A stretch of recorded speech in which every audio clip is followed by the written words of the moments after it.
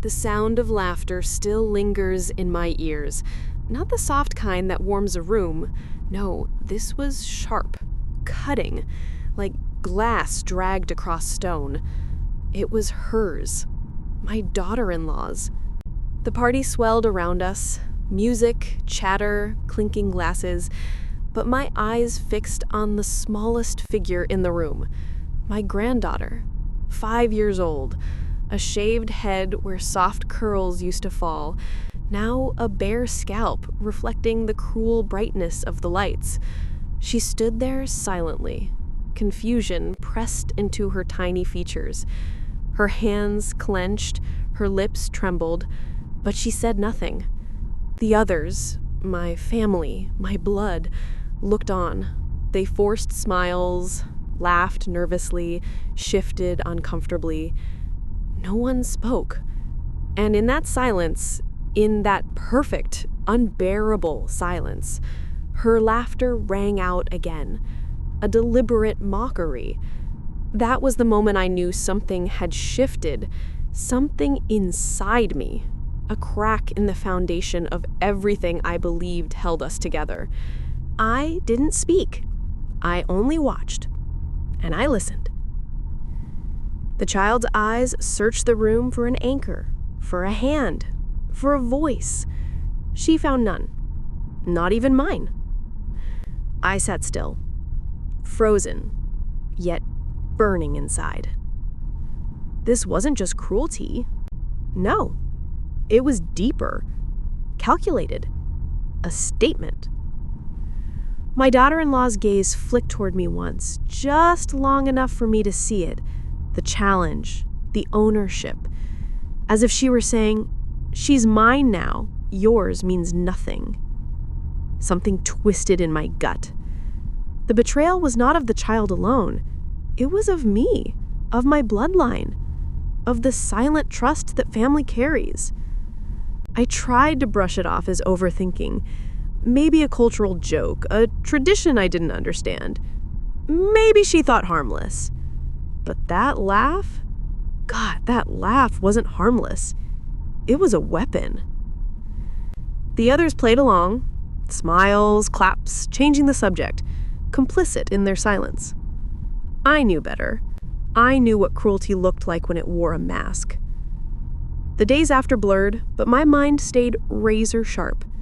I watched, quietly, patiently. Every glance, every word. I noted the way she dismissed the girl, how she wielded control in small, invisible ways.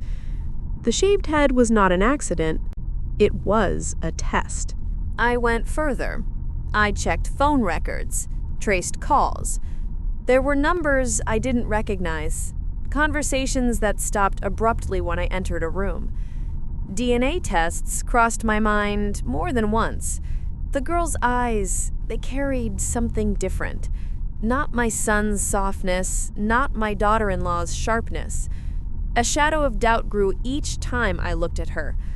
I kept my face calm, my tone polite. I smiled at dinners, asked questions that sounded casual, but weren't. Inside, I was assembling a puzzle.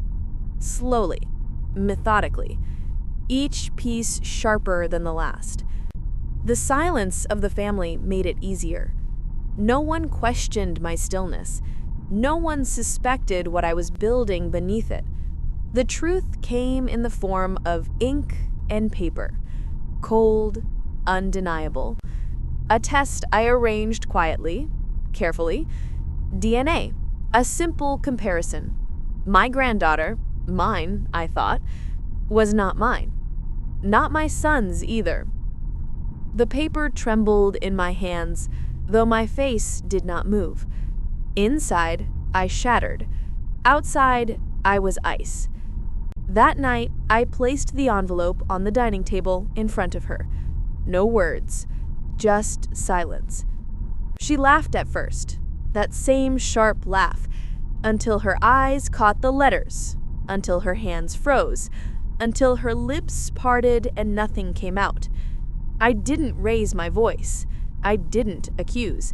I asked a single question, soft, deliberate.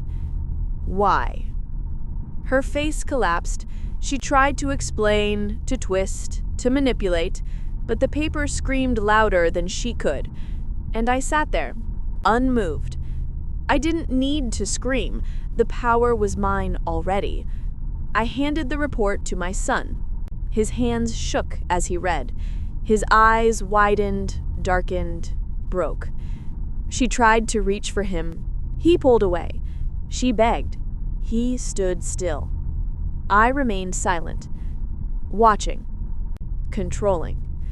When she looked back at me, I met her eyes with the coldest truth. She was nothing now. Her laughter had died. Her mask had cracked. And in that silence, she understood the depth of her defeat. Not because I destroyed her, but because she destroyed herself. I merely revealed it. The party's laughter still echoes in my mind sometimes, but now it feels distant, hollow. The girl, innocent, untouched by the sins of her mother, still looks at me with those wide, searching eyes. And I see her for what she is, not a burden, not a betrayal, a victim. As for her, the woman who mocked innocence in the light of celebration, her voice is gone from my life. I no longer hate her. Hatred is heavy. I prefer clarity. In the end, she gave me a gift. She showed me what silence reveals, what laughter conceals, and how truth, when spoken without rage, cuts deeper than any scream. I walked away colder, yes, but stronger. And I will never forget that night. The night her laughter died.